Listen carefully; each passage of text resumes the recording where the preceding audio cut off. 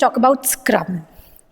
Okay, before starting about Scrum, we need to understand what waterfall is, because waterfall is something that came first, and that is how we started doing project management. And later on, when waterfall, had some issues, when the market did not really depend on waterfall anymore, and things evolved, then we moved on to a model called Scrum. So let's just start from the beginning, which is waterfall. Now, what waterfall is a linear step by step project management model. That means you finish one phase before you start the other. So there's no overlap, and you cannot go back unless you formally reopen things. So if you look at the diagram here, the first phase is requirement analysis. Requirement analysis is a phase where you get requirements from the customer, you analyze them, you go over, what is ambiguous, what is clear, what do we deliver, by when do we deliver. So the entire requirement analysis is basically your dialogue with the customer on what is to be delivered.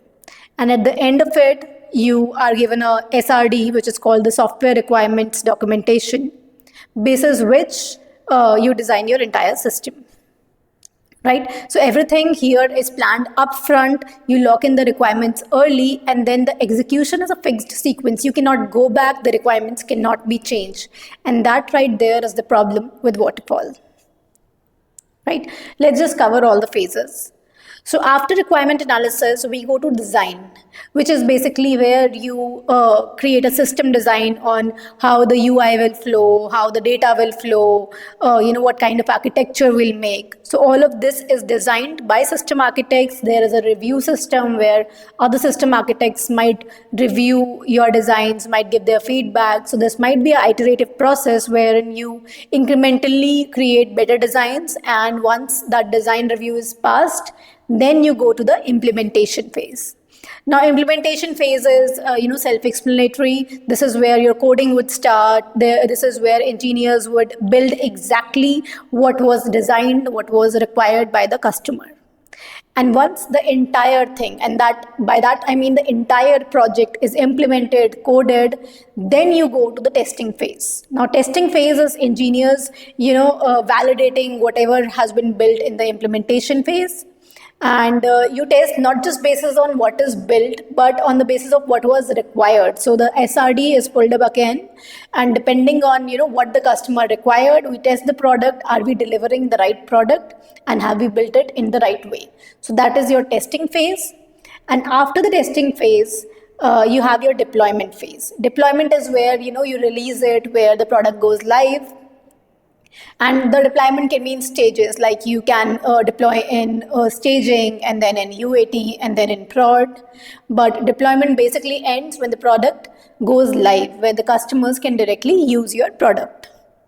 Right? And then the last phase we have is maintenance. Maintenance is basically, doing bug fixes and minor updates. Once the product is live, your customer is using it. Maybe the customer needs new features. Maybe the customer has some issues. So all of that housekeeping is done in the maintenance phase. Right?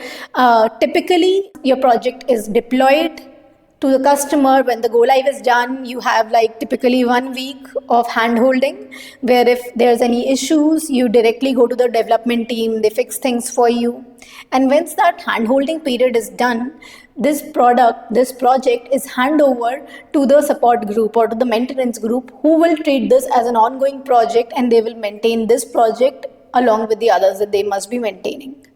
So your project has a start and end date, but maintenance phase is ongoing. It's important to have that distinction done. Now, for interview purposes, you need to know what documents are made in each of these phases, what metrics are tracked in each of these phases. If waterfall is not used anymore, it's very important to know what is being used, how it was being used, how do we track it. All of that needs to be covered in depth if you are to appear for a project management interview. Right? Now let's talk about some things that the waterfall was really good at. First thing is that waterfall is very, very stable. The requirements are very well understood, they are very well documented, so there is no ambiguity later on. So if you are working for projects like, the government, the railways, defense, where requirements are rigid, they are not supposed to change, and they are not willing to change anything, they're not willing to accept any changes, healthcare, pharma, these kind of industries do benefit from waterfall environments still.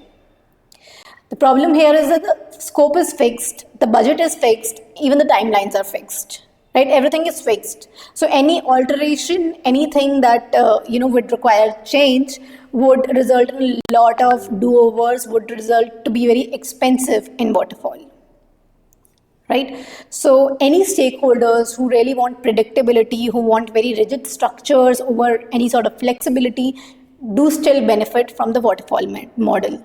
It's very important for you to understand what sort of industries employ the waterfall model.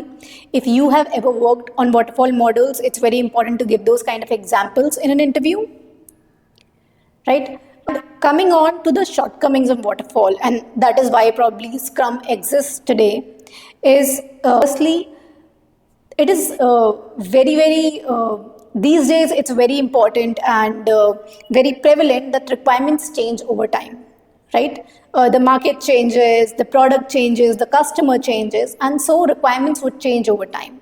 So if your product, requirements were something 6 months ago when they gave you the requirements, and now you took 6 months and you developed something, by the time you have developed something, things have changed, right? The requirements have changed, and now you have to go over, do everything.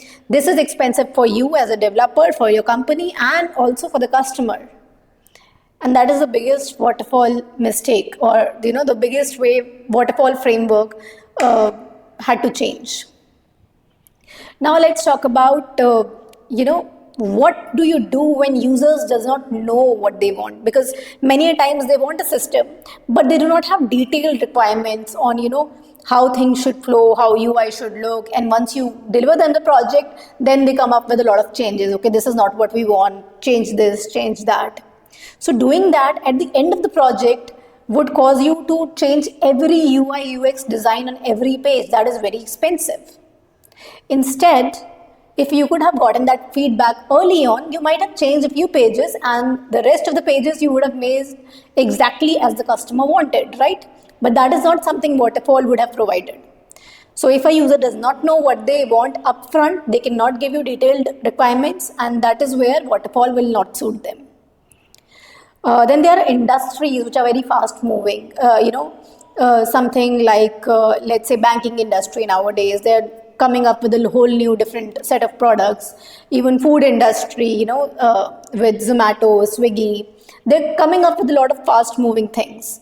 And in a fast moving environment, you cannot be rigid in terms of your requirements. Requirements would change and you have to change your product along with it, right? Where waterfall success, basically, if you get feedback late, it will be a disaster. If you mess up the requirements and you discover it during your testing, during your UAT, it's very, very expensive to fix. So that is why in fast moving industries, waterfall is not used anymore. And what came after waterfall is agile. Now where agile shines is handling change. In fact, agile literally means, it's a philosophy that means responding to change, right? What does responding to change means? That agile changes when your requirements change. It changes with you. Waterfall is rigid. Waterfall assumes that you're very certain of what you want. But in real life, things evolve over time. Users also learn what is working for them, what is not working for them. So agile assumes that there will be some learning curve along the way, there will be some change along the way. So if your project needs that discovery, that iteration, those feedback loops, then waterfall is the wrong tool for you, and you need to use agile as a philosophy and respond to change and deliver projects in an incremental way so you can incorporate your feedback. Right? That is basic difference between a waterfall project and an agile project. Now you will need to tell me, according to your experience, according to your research, firstly, in which industries is waterfall applicable? In which industries is agile applicable? If you could give me an example of the projects where waterfall and agile will be used, right? Just write them in the comments. Thanks.